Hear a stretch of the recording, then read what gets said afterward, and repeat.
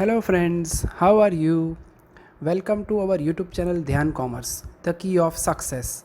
Please like, subscribe, share and press bell icon for notifications. Thank you.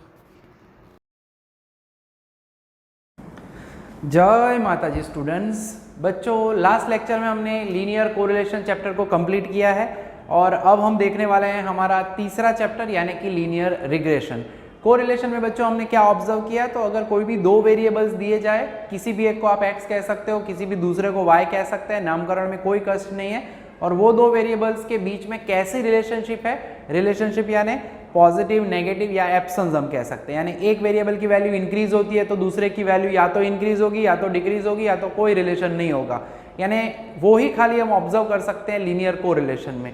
मगर अगर estimation करना है, suppose हमें प्राइस एंड डिमांड का डेटा दिया है, कोई प्रोडक्ट की प्राइसेस दी गई है अलग अलग वक्त के हिसाब से और उनकी डिमांड भी अवेलेबल है, लास्ट 10 साल का डेटा है, और अगर मुझे कोई एक ईयर के लिए प्राइस दी जाए और उसके लिए डिमांड एस्टिमेट करनी है, तो एस्टिमेशन के लिए कोरिलेशन चैप्टर हेल्प नहीं करता है। तो उसी वजह से हमारा ये नया चैप्टर जो है उसका एग्जैक्ट यूज है वही कि एस्टिमेट करनी है वैल्यू, कोई एक फिक्स्ड वेरिएबल नोन वैल्यू दी जाती है आपको कोई एक वेरिएबल की, और दूसरे वेरिएबल की अननोन वैल्यू अगर आपको एस्टिमेट करनी है तो ये लीनियर रिग्रेशन चैप्टर हमें हेल्प करेगा। सबसे पहले तो बच्चों, रिग्रेशन जो है वर्ड जो है उसका मीनिंग होता है टू अवर्ट, यानी कि return to the mean value. ठीक है, साइकोलॉजी में भी ये वर्ड यूज होता है अल्टीमेटली, अगर कहते हैं तो पुराने स्टेट में वापस आना, वैसे भी हम समझ सकते हैं वर्बली अगर मीनिंग समझे तो। हमारे चैप्टर के हिसाब से अगर हमें बात करनी है स्टैटिस्टिकली, तो लीनियर रिग्रेशन के अंदर हम एक रिलेशनशिप ऑब्जर्व करने वाले हैं, एक इक्वेशन हम ऑब्टेन करने वाले हैं जिसके ऊपर से कोई भी एक वेरिएबल की वैल्यू आपके पास हो तो दूसरे वेरिएबल की वैल्यू मिल सकती है बच्चों। अगर यहाँ पे कुछ पर्टिकुलर पार्ट डिफाइन किया जाएगा, जैसे कि हम यहाँ पे एग्जाम्पल अगर लेना चाहें तो फॉर एग्जाम्पल मुझे पहले समझाना है, तो I will take example of rainfall and crop of yield of anything. ठीक है, क्रॉप ऑफ सपोज कॉटन कह दो, यानी रेनफॉल के ऊपर डिपेंड करता है हम पूरा, क्रॉप ऑफ कॉटन कहो, क्रॉप ऑफ राइस कहो, डिपेंडिंग ऑन द डेटा। ठीक है, तो इसके अंदर में कंपल्सरीली जो क्रॉप है, यील्ड है, वो डिपेंड किसके ऊपर करेगा, हमारे रेनफॉल के ऊपर। यानी हम यहाँ पे दो वर्ड डिफाइन कर रहे हैं, वैसे यूज तो हम कर ही चुके हैं पहले भी, independent variable and dependent variable. जो दो वेरिएबल्स है उसमें से एक वेरिएबल की वैल्यू जो है वो दूसरे वेरिएबल के ऊपर हमेशा डिपेंडेंट रहती है। तो जो इंडिपेंडेंट रहता है, रेनफॉल हमारे हाथ में नहीं होता, वो बारिश जितनी आए that is not in our control, तो बारिश ज़्यादा तो क्रॉप जो है वो आपको यील्ड जो है वो राइस का ज़्यादा मिलेगा, और बारिश कम है तो नेचुरली आपको राइस का जो यील्ड है वो कम देखने को मिलेगा। ठीक है, यानी depending on the rainfall. So main जो है जिसकी वैल्यू ज़्यादा इंपॉर्टेंट है वो वेरिएबल है हमारा रेनफॉल, उसके ऊपर डिपेंड करेगा दूसरा वेरिएबल। तो ये दो वेरिएबल रहते हैं, एक वेरिएबल होगा डिपेंडेंट वेरिएबल, दूसरा होगा इंडिपेंडेंट वेरिएबल। यानी x की वैल्यूज अगर आपके पास हो और अगर y एस्टिमेट करना हो तो पूरे चैप्टर में बच्चों हमें यही ऑब्जर्व करना है कि कैसे हम एस्टिमेट कर सकते हैं डिपेंडेंट वेरिएबल y की value by using the value some value of variable x या इंडिपेंडेंट वेरिएबल। तो उसके लिए बच्चों सबसे पहले तो हमें मॉडल वर्ड एक यूज किया गया है, मॉडल, लीनियर रिग्रेशन मॉडल भी हम यूज करते हैं, पूछा भी जाता है एग्जाम के अंदर। तो टेक्निकली रिग्रेशन मॉडल के पहले मैं मॉडल को डिफाइन करना चाहूँगा। ठीक है, फिर हम देखने वाले हैं मीनिंग ऑफ रिग्रेशन। ठीक है, मॉडल यानी क्या होता है, तो अ सेट ऑफ वन और मोर इक्वेशंस। ठीक है, एक या एक से ज़्यादा इक्वेशंस है, कोई एक रिलेशन से रिलेटेड या प्रॉब्लम से रिलेटेड, तो उसे कहा जाता है मैथमेटिकली मॉडल। ठीक है, तो मॉडल का मीनिंग मटेरियल कॉपी में हमने दिया हुआ है, बुक के अंदर भी आप देख पाओगे। It is nothing but it is the set of relationship, set of equations with particular to a relation or a problem is generally denoted by is known as model। तो statistical model, ठीक है, regression model की बात करें तो a statistical model, अब assumption यही रहती है रिग्रेशन के लिए कि जो भी दो वेरिएबल्स है बच्चों वो कोरिलेटेड होने चाहिए, लीनियरली ऑलमोस्ट कोरिलेटेड होने चाहिए। a statistical model which describes ये पूछा भी जाता है एग्जाम में, ध्यान रखना है बच्चों। Which describes cause and effect relationship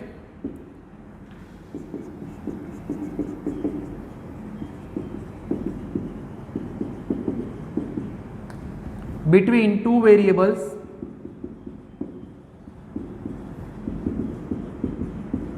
is called regression model। अब ये रिग्रेशन मॉडल होता क्या है बच्चों? तो मैथमेटिक्स अगर हम कहते हैं तो यहाँ पे मैं शॉर्ट में ही कहूँगा, हमारा मॉडल जो है इन जनरल डिफाइन किया गया है वो कुछ इस तरह से है, y is equal to alpha plus beta x plus u. जहाँ पे हमें अगर कहना है तो वेर y यानी हमने जैसे पहले ही कह दिया, it is nothing but it is our dependent variable, ठीक है। x जो है वो होगा हमारा इंडिपेंडेंट वेरिएबल, इन जनरल अगर कहना है बच्चों तो, ठीक है। अल्फा एंड बीटा जो है वो हमारे कांस्टेंट है, कोई भी रियल नंबर हो सकते हैं, इन जनरल ये बात हो रही है। u जो है वो उसे कहा जाता है डिस्टर्बेंस वेरिएबल। कभी कभी बच्चों क्या होता है कि exactly variable x and y एक दूसरे के ऊपर डिपेंडेंट है, ऐसा जरूरी नहीं है। कोई ऐसी भी चीज होती है, कुछ ऐसे भी फैक्टर होते हैं जो डिपेंडेंट वेरिएबल के ऊपर थोड़ा सा इफेक्ट करते हैं, ज्यादा नहीं, थोड़ा सा, ठीक है। यानी पार्शियल रिलेशनशिप हो तो ये इक्वेशन में हम u लिखेंगे। ज्यादातर हम जो देखने वाले हैं हमारे तो लीनियर रिलेशनशिप ऑलमोस्ट देखने वाले हैं, ऑलमोस्ट यानी परफेक्टली, नियर टू परफेक्टली, यानी ये जो u है वो हमारे केस में 0 होगा। यानी हमारे लिए अगर एग्जाम्पल में बात करेंगे तो हम उसे लिखने वाले हैं लीनियर रिग्रेशन लाइन कहेंगे हम, regression line of y on x। इसी के ऊपर से डिफाइन किया जाता है y cap is equal to a plus b x. मैंने कहा जैसे कि डिस्टर्बेंस वेरिएबल को हम इग्नोर करेंगे, और यहाँ पे जो है बच्चों b जो है उससे हम कहने वाले हैं टेक्निकली b को आप बी वाई एक्स भी कह सकते हो या बी वी यू भी कह सकते हैं। It is nothing but it is our b is regression coefficient कहा जाता है of regression line of y on x। बच्चों फ्यूचर में आप रिग्रेशन में 2 लाइंस पढ़ोगे, फिलहाल अभी एक ही पढ़ रहे हैं हम। रिग्रेशन कोएफिशिएंट कहा जाता है, या मैथमेटिकली कहे तो it is slope of the line. वैसे मैथमेटिकली हमें ऑब्जर्व नहीं करना है, फिर भी थोड़ा सा हम यहाँ पे इंफॉर्मेशन देते हैं। और b की अलग अलग फॉर्मूला हम ऑब्जर्व करेंगे, कोरिलेशन कोएफिशिएंट की फॉर्मूला से कनेक्टेड ही है, जिसे 1 बाय 1 एग्जाम्पल में आज ही देखने वाले हैं हम। पहली मेथड भी ऑब्जर्व करेंगे। a जो है बच्चों, a को मैथमेटिकली कहा जाता है इंटरसेप्ट। ये जो स्लोप एंड इंटरसेप्ट 2 वर्ड है वो हमारे लिए ज्यादा मायने नहीं रखते। इंटरसेप्ट ऑफ द लाइन कहा जाता है, और हमें यहाँ पे अगर डिफाइन करना है तो a को डिफाइन किया जाता है कुछ इस तरह से, y bar minus B into X बार, ठीक है। तो x बार y बार तो हमें पता है मीन होते हैं, b यानी रिग्रेशन कोएफिशिएंट, जिसकी हम फॉर्मूला अलग अलग ऑब्जर्व करेंगे। फिर भी ऑब्जेक्टिव सेक्शन ए बी के लिए अगर आपको याद रखना है तो b यानी हम कह सकते हैं it is nothing but slope of the line, a यानी हम उसे कह सकते हैं it is nothing but intercept of the line. Formula mainly इसकी याद रखनी है, b के लिए फॉर्मूला हम 1 बाय 1 सम्स के अंदर ऑब्जर्व करेंगे, ठीक है। तो ये रिग्रेशन मॉडल के ऊपर से हमें ये regression line of y on x मिली है। बच्चों रिग्रेशन मॉडल में जो रिग्रेशन लाइन ऑब्टेन करनी है उससे रिलेटेड 2 मेथड है, पूछ सकते हैं सेक्शन बी में। First is scatter diagram method and second is method of least square. तो अब ऑब्जर्व कर लेते हैं मीनिंग ऑफ लीनियर रिग्रेशन, ठीक है। तो मीनिंग में ज़्यादा कुछ टेंशन वाली बात नहीं है, मैंने जैसे अभी स्टार्टिंग में समझा दिया कि चैप्टर का यूज़ क्या है अल्टीमेटली, ठीक है। तो वही हमें मीनिंग में लिखना है, मीनिंग ऑफ रिग्रेशन। तो it is nothing but a functional relationship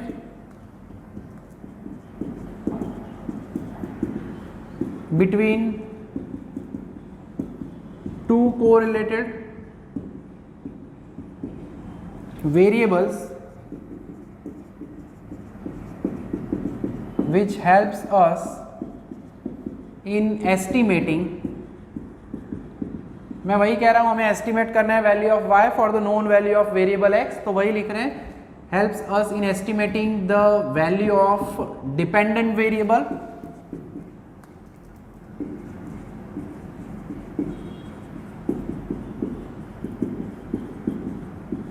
for some given value और नोन वैल्यू, ठीक है, गिवन या आप कह सकते हो known value of independent variable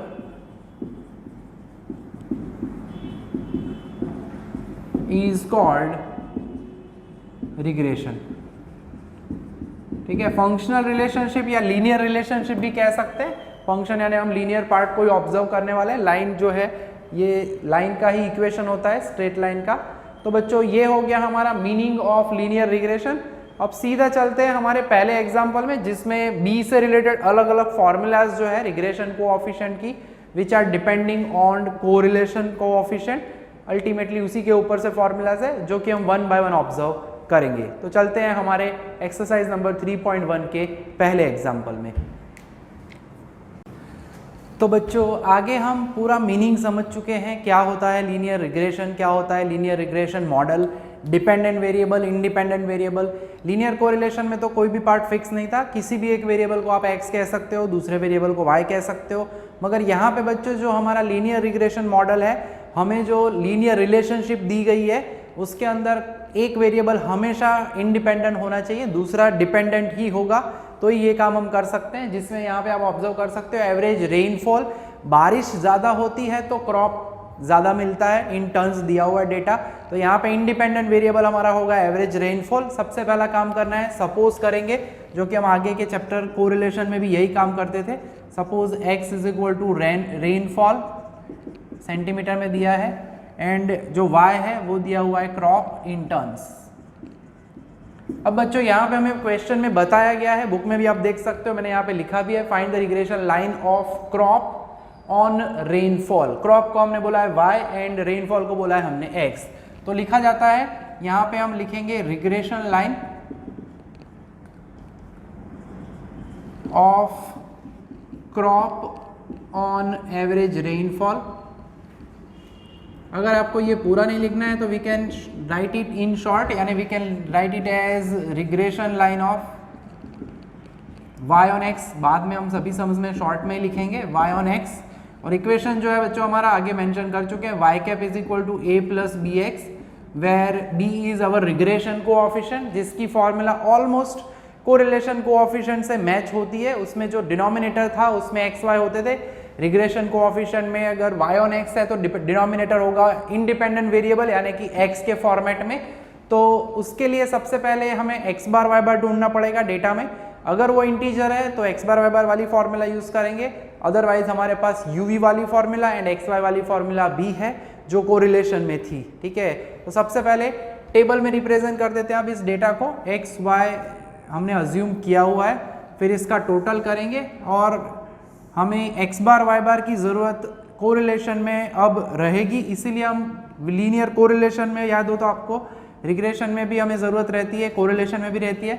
मगर यहाँ पे हमारे पास फॉर्मूला है, b की फॉर्मूला चाहे कोई भी हो, मगर स्मॉल a की फॉर्मूला है, it is nothing but y bar minus b into X bar.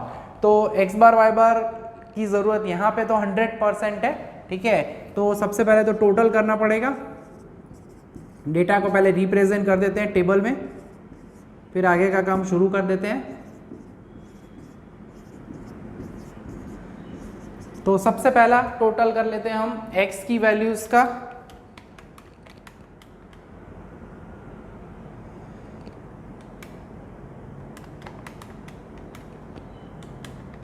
तो वो जो टोटल है वो हमें मिल रहा है 155 एंड y का टोटल है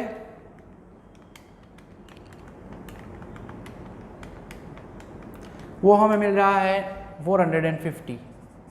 सो x एंड y दोनों के टोटल रेडी हो चुके हैं। सबसे पहले फाइंड करना होगा हमें x बार यानी सिग्मा x अपॉन n। ठीक है, इंटीजर है तो हम फॉर्मूला भी बताने वाले हैं, आगे हम देख चुके हैं। वैसे 155 डिवाइडेड बाय 5 करना है, सो 155 upon 5, so it is exactly 31। तो ये हमें इंटीजर मिल रहा है। एंड सेम वे y बार यानी सिग्मा y अपॉन n करेंगे, दैट इज़ 450 डिवाइडेड बाय 5, सो ये हमें मिलेगा एग्जैक्टली 90। तो बच्चों x बार y बार वाली फॉर्मूला वही रहती है, सिग्मा x माइनस एक्स बार y माइनस वाई बार। r में याद हो तो बच्चों हम लिखते थे डिनोमिनेटर में square root of sigma x minus x bar square, square root of y minus y bar square. इसमें स्क्वायर रूट निकल जाएगा और खाली x वाला हिस्सा याद इस तरह से आपको रखना है कि b into x, independent variable x है तो नीचे आपको ये x वाला हिस्सा मिलेगा। ऐसे टेक्निक यूज करके आप याद रख सकते हो। यानी अब हमें जो मल्टीप्लिकेशन करना है कॉलम के हिसाब से x माइनस एक्स बार हमें बनानी होगी एक कॉलम, देन मल्टीप्लिकेशन के लिए y माइनस वाई बार भी चाहिए होगा। इन दोनों को जब मल्टीप्लाई करेंगे उसके बाद में बच्चों कोरिलेशन में स्क्वायर दोनों के ढूंढा करते थे। अब थोड़ा सा आपके लिए रिलैक्सेशन है, दोनों के स्क्वायर्स नहीं ढूंढने हैं, हमें खाली करना होगा x माइनस एक्स बार का स्क्वायर। ठीक है, तो वो काम अब हम करना है। सिंपली स्टार्ट कर लेते हैं। 31 है, 25 माइनस 31 यानी minus 6, 32 minus 31, 38 minus 31 and total तो है बच्चों उसी तरह से ये टोटल 0 होना चाहिए। Sigma x minus x bar should be 0, 7 plus 1 8, 6 plus 2 8, 8 minus 8 0, y minus y bar 84 minus 90 यानी माइनस 6, 90 90 यानी 0, then 5 minus 2 and 3। Total check कर लेते हैं, 5 प्लस 3 8 एंड यहाँ पे माइनस 8 यानी ये भी हो गया 0। ये टोटल 0 चेक करना है जैसे हम कोरिलेशन में करते थे। अब मल्टीप्लाई करेंगे माइनस माइनस प्लस, तो 36 0, 35 4 एंड 0। तो इसका टोटल कर लेते हैं 36 प्लस 35 प्लस 4 यानी ये टोटल हमें मिल रहा है 75। कैलकुलेशन के मुकाबले कोरिलेशन से एक कॉलम कम हो रही है। काम इजी ही है बच्चों, प्रैक्टिकली काम अच्छे से करोगे। Use your properly calculator and table अच्छे से बनाना है, फॉर्मेटिंग आपका अच्छा होना चाहिए। चलो इसका भी टोटल कर लेते हैं। सो ये जो टोटल है बच्चों वो हमें मिल रहा है एग्जैक्टली 90।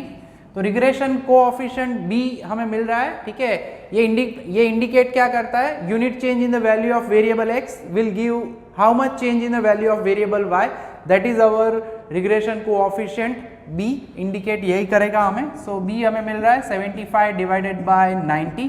तो हमारा b रेडी हो चुका है।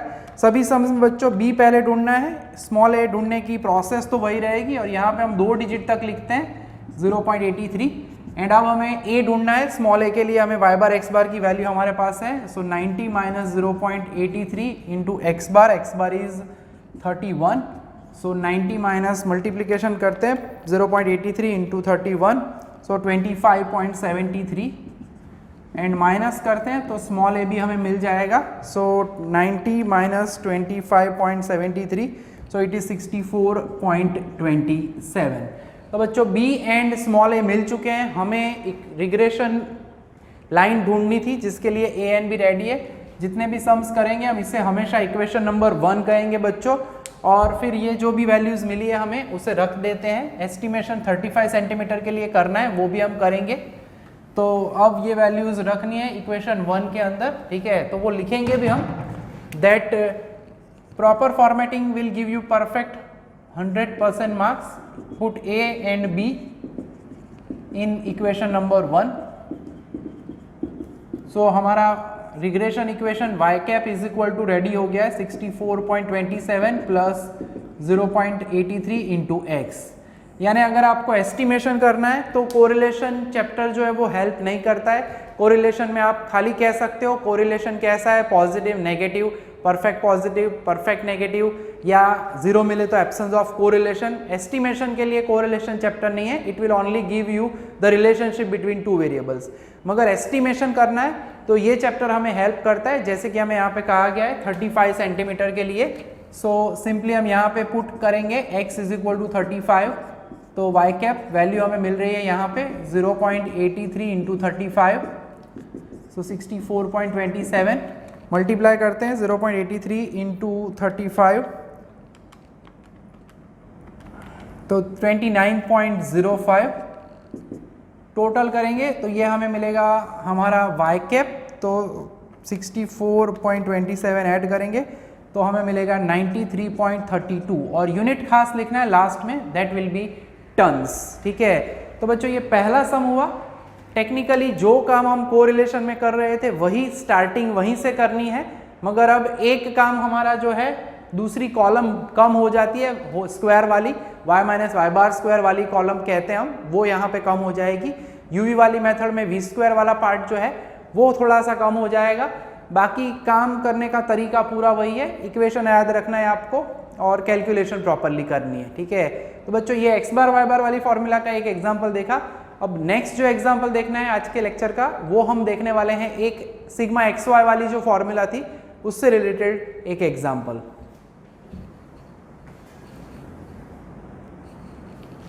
तो बच्चों ये क्वेश्चन के अंदर हमें x एंड y ऑलरेडी दिया गया है। नया पार्ट क्या है इसके अंदर, तो एक हमें यहाँ पे एरर पूछी गई है, एरर ऑफ एस्टिमेशन, जिसे हम ऑब्जर्व करेंगे। एक्चुअल वैल्यू जो हमें दी गई है 5 के लिए 13 और एस्टिमेटेड वैल्यू हम फाइंड करेंगे by using linear regression line. दोनों के बीच में क्या अंतर है, एग्जैक्ट वैल्यू और एस्टिमेटेड वैल्यू के बीच में जो भी डिफरेंस आता है उसे ही कहा जाता है एरर। एरर प्लस हो सकती है या माइनस भी हो सकती है, तो वो अभी हम लास्ट में देखेंगे। सबसे पहले तो बच्चों हमें एक्स एंड वाई को रिप्रेजेंट करना है एंड एज ऑब्जर्वेशंस आप देख सकते हो, छोटे ऑब्जर्वेशंस हैं, सिंगल डिजिट में है। तो हम कह चुके हैं कोरिलेशन चैप्टर में, when observations are comparatively smaller, छोटे हो, सिंगल डिजिट में है सपोज, जैसे कि यहाँ पे दिख रहे हैं, तो हम क्यों यूज करें यूवी वाली मेथड या एक्स वाई बार बार, सीधा हम यूज करने वाले हैं एक्स वाई वाली मेथड, क्योंकि कैलकुलेशन में एक्स इंटू वाई करना बहुत ही ईजी हो जाएगा, मल्टीप्लीकेशन ही करना है। अब क्वेश्चन वही है, ठीक है, रिग्रेशन अब सीधा लिखेंगे हम यहाँ पे, regression line of y on x। हमेशा याद रखना है, नाम दो अच्छे से, इक्वेशन लिखो पूरा, y cap is equal to a plus b x, then इसे हम नंबर 1 देंगे क्योंकि वैल्यू रखनी है। b मैं कह चुका हूँ, एक्स वाई वाली फॉर्मूला पूरी वही रहेगी, डिनोमिनेटर में स्क्वायर रूट निकल जाएगा और खाली x वाला हिस्सा, यानी n sigma x Y minus sigma x sigma y, ऐसे ब्रैकेट में लिखना, divided by n sigma x square minus sigma x whole square. पहले स्क्वायर रूट लिखते थे कोरिलेशन में, सेम y वाला पार्ट होता था। अब याद रखना है ओनली डिनोमिनेटर होगा x के टर्म्स में, because it is on x, independent variable x है, ऐसे आप याद रख सकते हो शॉर्ट में। तो कॉलम में ज्यादा कुछ नहीं करना है, एक्स वाई के बाद खाली एक कॉलम बनेगी और वो होगी एक्स स्क्वायर की कॉलम, बस इतना ही काम आपको करना है। बाकी का काम एकदम सिंपल है, स्क्वायर कर लेते हैं फिर टोटल कर लेते हैं सभी के। सो कैलकुलेशन बहुत ही इजी हो जाती है, तो सिंपली टोटल करते हैं। तो टोटल हमें मिल रहा है 16, देन y का टोटल कर लेते हैं, वो टोटल मिल रहा है हमें 51, ठीक है। तो x बार चाहिए होगा हमें, that is sigma x upon n, जगह यहाँ पे इसलिए यूज कर रहे हैं, 16/6 है, तो x बार की वैल्यू हमें मिल जाएगी 16/6। आप नीचे ही लिखना, 2.666 है, 2 डिजिट में लिखेंगे यहाँ पे हम, y बार होगा sigma y upon n and 51/6, सो 51/6, तो वो होगा 8.5। तो x बार y बार हमें हमेशा पहले चाहिए रिग्रेशन में, क्योंकि वही हमें हेल्प करेंगे स्मॉल a की वैल्यू ढूंढने में। अब x इंटू वाई का टोटल कर लेते हैं, 35, 16, 14, 65 एंड 24। तो मिला के ये जो टोटल है बच्चों वो हमें मिल रहा है 154, ठीक है। एक बार चेक कर लेते हैं, यस, एंड एक्स स्क्वायर का टोटल है,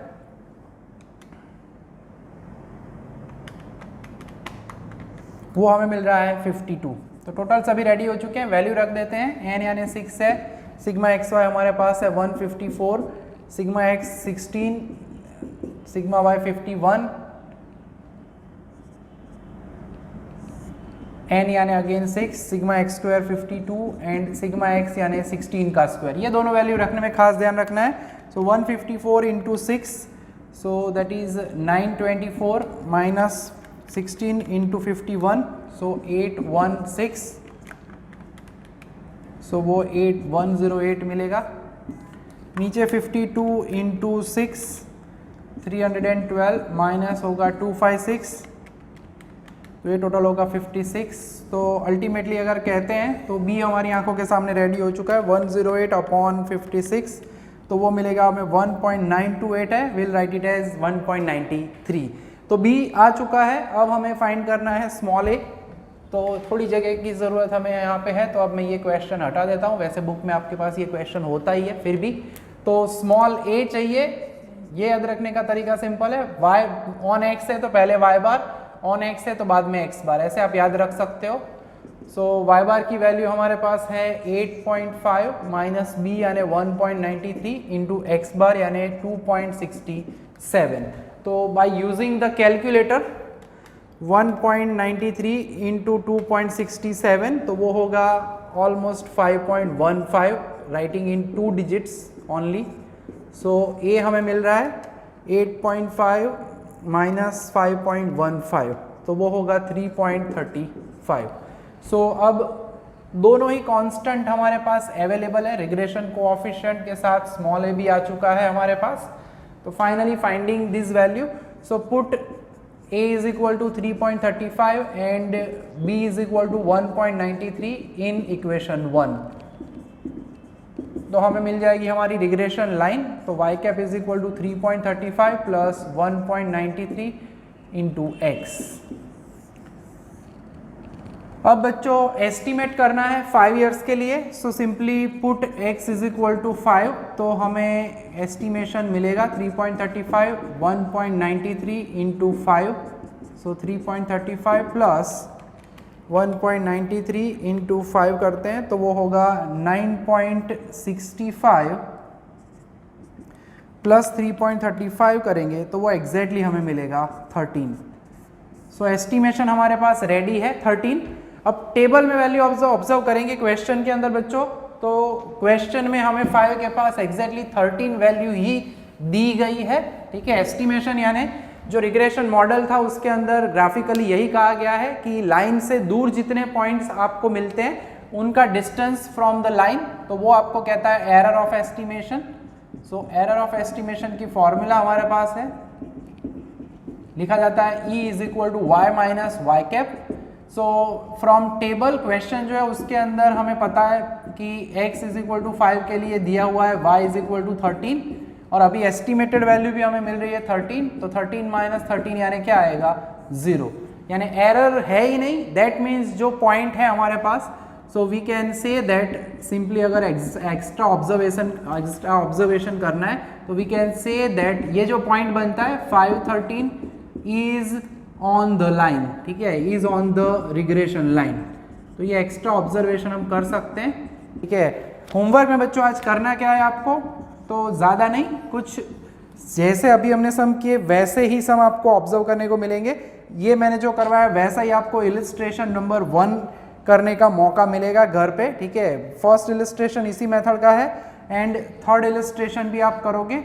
एंड एक्सरसाइज नंबर 3.1 उसमें से भी आपको मैं एक सम देता हूँ, ज़्यादा नहीं दे रहा, जो कि x बार y बार वाला एग्जाम्पल आप करोगे। 3.1 का भी पहला सम आपको ट्राई करना है, ठीक है। फिर उसमें चौथा एक सम है वो भी x बार y बार वाला ही है, वो भी आप इजीली कर सकते हो। तो पहले जो एग्जाम्पल है 2 फॉर्मूला वाले वो हमने ऑब्जर्व किए हैं। नेक्स्ट सेशन आएगा बच्चों वो बहुत इंपॉर्टेंट रहेगा क्योंकि हम यूवी वेरिएबल जो होते हैं x minus upon C X Y minus B upon C Y assumed value से रिलेटेड, उससे रिलेटेड थोड़ा कैलकुलेशन जो है वो हमें ज़्यादा इंपॉर्टेंट रहता है, वो देखेंगे। उसमें यूवी में भी 2 टाइप के एग्जाम्पल्स हैं, सी एक्स सी वाई डिवाइड ना करे वैसे एग्जाम्पल, डिवाइड करते हैं तो फॉर्मूला में थोड़ा सा वेरिएशन है because regression coefficient is independent of change of origin, यानी ए भी आप ले सकते हो। अगर कुछ भी डिवाइड करते हो मल्टीप्लाई करते हो तो उसके लिए एक स्पेशल फॉर्मूला है, ठीक है। तो वो पूरा काम हम देखने वाले हैं नेक्स्ट सेक्शन में। आज तक का काम बच्चों यहाँ तक रखेंगे, अच्छे से तैयार करिए। जय माता जी, thank you and take care.